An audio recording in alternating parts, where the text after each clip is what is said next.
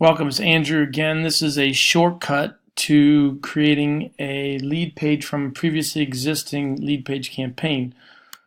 So you go to Campaign Builder, you go to View Campaigns. Next, we'll go into, you would go into, for instance, let's see, foam rolling seminar. If we wanted to copy this one,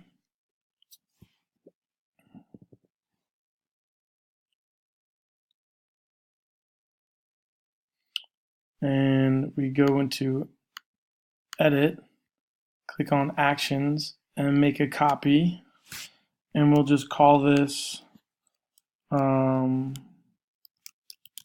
back pain workshop sign up. Boom. And now here we go. And there it is. Open up. And go through the same processes of it's already created the campaigns. You click on which one you want to copy and use as seen in the previous video that I recorded. So you have to go through all the steps,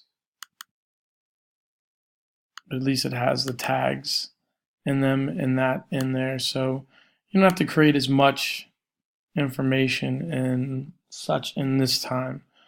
So that's the end of this one. Stay tuned for more videos.